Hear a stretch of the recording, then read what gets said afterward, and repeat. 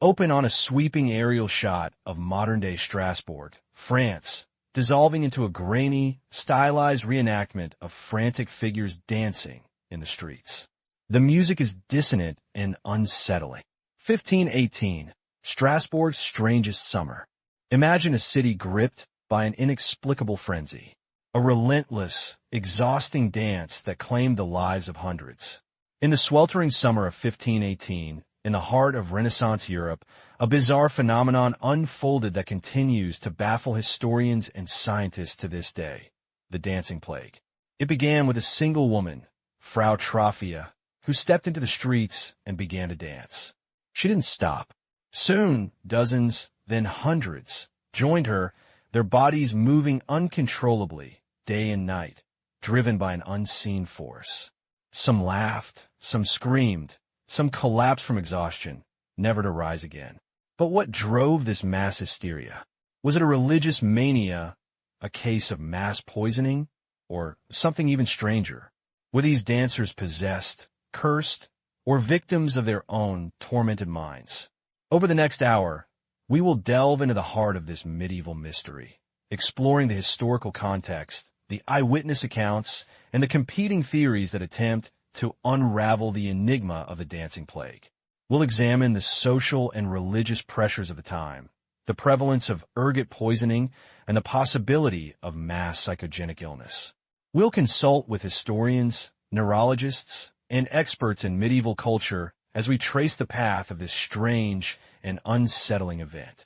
Join us as we journey back to 1518 to uncover the truth behind the dancing plague of Strasbourg, a chilling testament to the power of the human mind and the enduring mysteries of the past. It is a story that challenges our understanding of history, psychology, and the very limits of human behavior.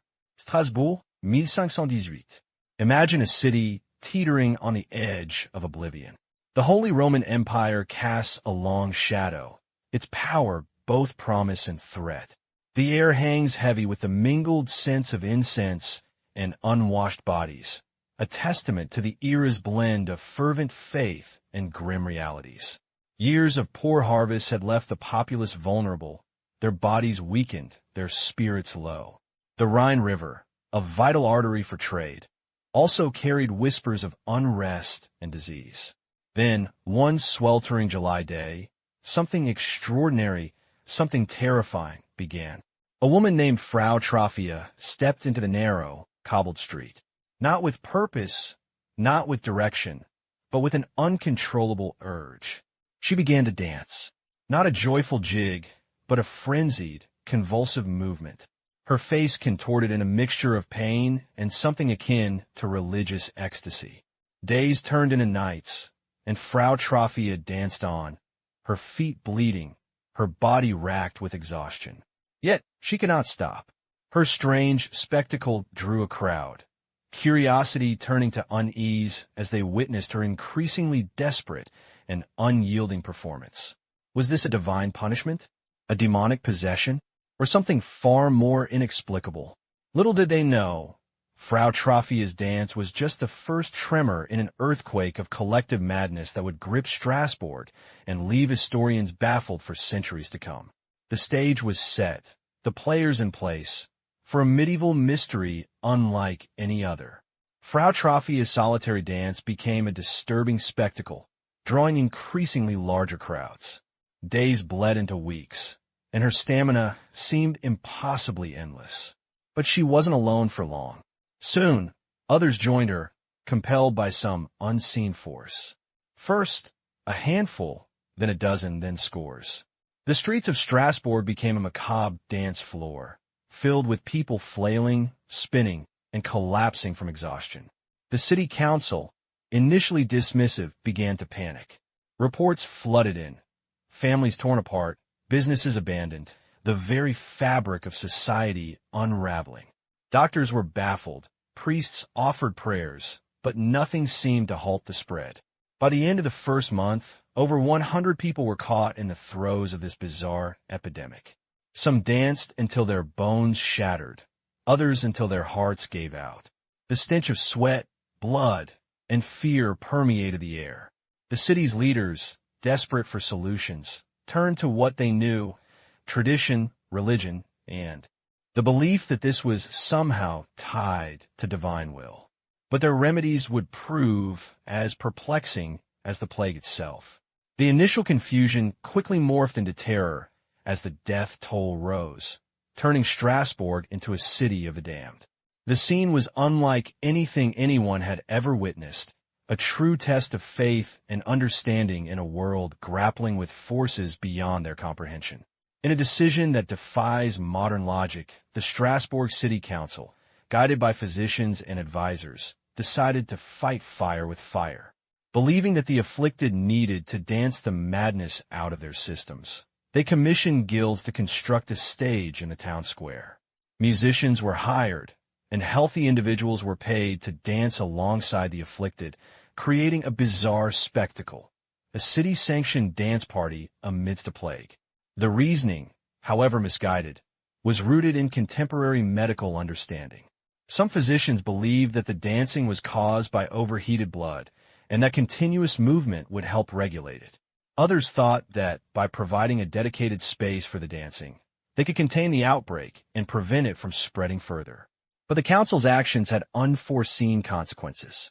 The already exhausted dancers were pushed beyond their limits, leading to more injuries and deaths.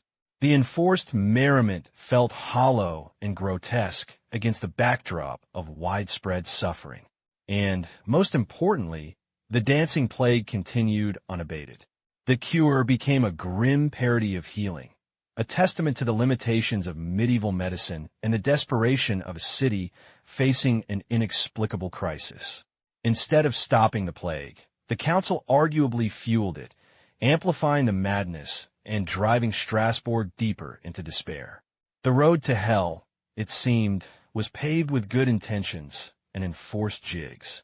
In the medieval world, religious belief permeated every aspect of life, offering solace and explanation in the face of the unknown. The dancing plague of 1518 was quickly interpreted through a religious lens, and Saint Vitus, the patron saint of dancers and epileptics, emerged as a central figure. Legend held that Saint Vitus had the power to inflict dancing-related ailments as punishment for blasphemy or moral failings. Many believed that the afflicted were being punished by Saint Vitus, forced to dance against their will until they appeased his wrath. Pilgrimages to shrines dedicated to Saint Vitus became increasingly common. People traveled for miles around, hoping to receive divine intervention and be cured of the dancing plague. The city council even commissioned a special altar dedicated to Saint Vitus in the hopes of appeasing the saint and ending the epidemic. The religious interpretations of the plague highlight the profound influence of faith in medieval society. But they also reveal the limitations of religious explanations in the face of complex medical and psychological phenomena. While faith may have provided comfort and hope to some, it ultimately failed to offer a practical solution to the crisis. The fervent belief in Saint Vitus underscores the deep-seated religious anxieties of the time and the desperate search for meaning in a world often shrouded in mystery and suffering. Was Saint Vitus truly responsible, or was he simply a convenient scapegoat for a phenomenon beyond comprehension? Stepping away from the realm of the supernatural, modern science offers a different perspective. One leading theory proposes that ergot poisoning may have been responsible for the dancing plague. Ergot is a fungus that grows on rye and other grains, producing potent toxins that can affect the nervous system. Symptoms of ergot poisoning include convulsions, hallucinations, and muscle spasms, symptoms that bear a striking resemblance to the dancing plague. The region surrounding Strasbourg in 1518 had suffered from poor harvests, making the population vulnerable to consuming contaminated grain. If the rye crop had been infected with ergot, it could have triggered a mass outbreak of ergot poisoning, leading to the uncontrollable dancing. However, the ergot poisoning theory is not without its weaknesses. While ergot poisoning can cause convulsions and muscle spasms, it typically doesn't lead to prolonged, sustained dancing. Furthermore, historical accounts suggest that some of the afflicted were fully aware of their surroundings, which is not typically associated with ergot poisoning. While ergot poisoning remains a plausible explanation, it fails to fully account for all the complexities of the dancing plague. It is crucial to delve into the weaknesses of this possible explanation, to further question if this could have been the only culprit. The search for answers pushes us towards other possible theories, as the ergot explanation falls short of perfect. Another compelling theory posits that the dancing plague was a case of mass psychogenic illness, also known as mass hysteria. This phenomenon occurs when a group of people simultaneously experience similar physical symptoms without any identifiable organic cause. Mass hysteria is often triggered by stress, anxiety, and a shared belief system. In the context of 1518 Strasbourg, the population was already under immense pressure from famine, disease, and social unrest. The fervent religious beliefs of the time could have amplified these anxieties, creating an environment ripe for mass hysteria. The initial outbreak, sparked by Frau Trophia, may have served as a catalyst, triggering a chain reaction of imitative behavior. As more people began to dance, others, already vulnerable, may have succumbed to the collective delusion, believing that they too were afflicted. Mass psychogenic illness highlights the powerful influence of the mind on the body and the role of social contagion in shaping human behavior. It suggests that the dancing plague may have been less a physical ailment and more a manifestation of collective psychological distress. However, the mystery remains. The psychological theory, while compelling, cannot entirely explain the duration and intensity of the dancing plague. How could belief alone drive people to dance for days, weeks, even months, until they collapse from exhaustion and death? We need to dig deeper to uncover the full truth. To truly understand the potential for mass hysteria in Strasbourg, we must delve into the living conditions of its population. The year 1518 followed several years of crop failures and widespread famine. Food was scarce, and many people were malnourished, their bodies weakened, and their immune systems compromised. Poverty was rampant, and social inequality was stark. The vast majority of the population lived in cramped, unsanitary conditions, making them vulnerable to disease and infection. The constant threat of starvation and disease created a climate of fear and anxiety. People were desperate for relief, both physical and spiritual. The religious fervor of the time offered a temporary escape from the harsh realities of daily life, but also amplified their anxieties about sin, punishment, and the wrath of God. This combination of physical hardship, social inequality, and religious intensity created an environment ripe for psychological distress. The people of Strasbourg were living on the edge, their minds and bodies pushed to the breaking point. In such circumstances, the emergence of a phenomenon like the dancing plague becomes less inexplicable, a desperate expression of collective suffering, a release valve for unbearable pressure. The city's inhabitants were psychologically vulnerable, and the dance became a manifestation of their anguish. A less conventional, yet intriguing theory suggests that the dancing plague might have been rooted in pre-Christian or suppressed pagan traditions. Some historians argue that the uncontrollable dancing wasn't entirely involuntary, but rather a distorted and misunderstood form of ritualistic behavior. In the centuries before 1518, certain communities in the region practiced ecstatic dances as part of religious ceremonies, often associated with fertility, harvest, or the appeasement of deities. These rituals were gradually suppressed by the Catholic Church, but remnants of these traditions may have persisted underground, re-emerging in times of stress and upheaval. The afflicted dancers may have been unknowingly tapping into these ancient traditions, their movements a chaotic echo of forgotten rituals. The city's authorities, unfamiliar with these pagan practices, misinterpreted the dancing as a sign of demonic possession or divine punishment. While this theory is difficult to prove definitively, it offers a valuable alternative perspective, suggesting that the dancing plague may have been more than just a medical or psychological phenomenon. It could have been a cultural expression, a hidden language of the body, misunderstood and misinterpreted by those in power. The dancing, therefore, could have been a form of subconscious resistance, a way to reclaim agency in a world that was increasingly controlled by religious and political forces. This theory brings to light the importance of questioning assumed information. Days bled into weeks, and weeks threatened to become months. The relentless rhythm of the dancing plague continued to grip Strasbourg, its grip tightening around the city's collective sanity.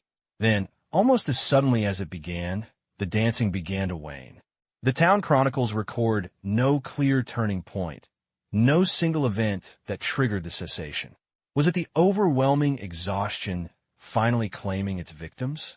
Had the city's hastily constructed stage, the daily preaching, the very attempts to quell the phenomenon, somehow worked?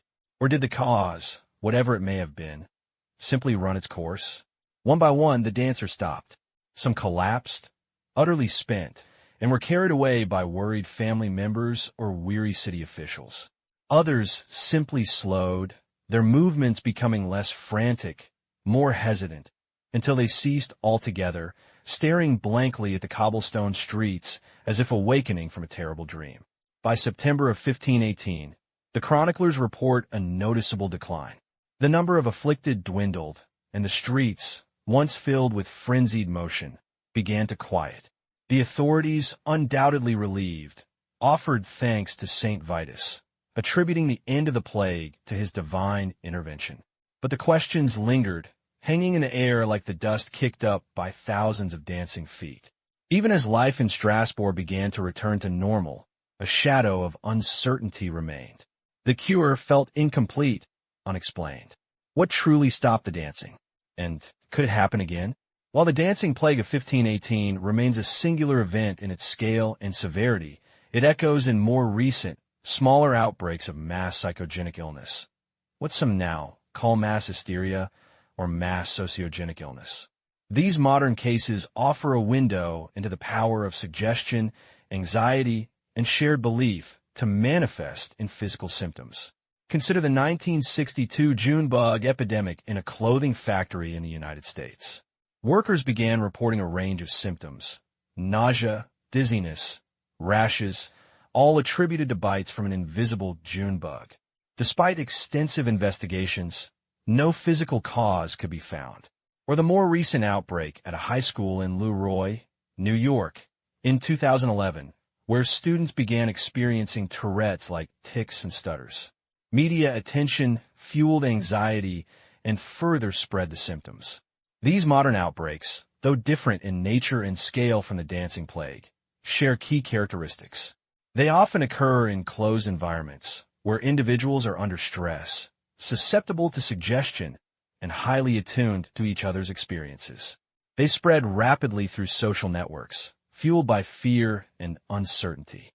And, crucially, they defy easy medical explanation.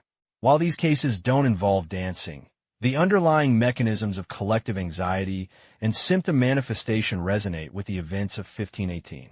They remind us that the human mind, especially when amplified by social context, can be a powerful and unpredictable force, capable of shaping our physical realities in ways we are only beginning to understand. Understanding these modern parallels brings the medieval mystery of the dancing plague into sharper, more unsettling focus. Return to the aerial shot of modern-day Strasbourg, overlaid with a subtle image of the dancing figures. The dancing plague of 1518 remains one of history's most perplexing puzzles.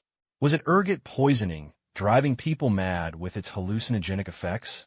Was it the psychological manifestation of deep-seated religious anxieties, erupting in a collective, uncontrolled release? Or was it a combination of factors, a perfect storm of social pressure, religious fervor, and perhaps even a touch of something we still don't fully understand? While we may never know the definitive answer, the dancing plague serves as a stark reminder of the complexities of the human mind and the profound impact of societal forces. It illustrates the power of belief, the fragility of reason, and the enduring capacity for both extraordinary resilience and devastating collective behavior. Fade to black.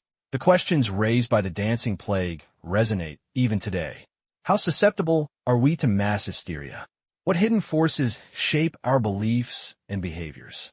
As we navigate an increasingly complex and interconnected world, it is crucial to remember the lessons of the past. The dancing plague challenges us to question, to analyze, and to understand the hidden currents that flow beneath the surface of our own society. Explore the historical records, examine the competing theories, and decide for yourself. What truly drove the dancers of 1518?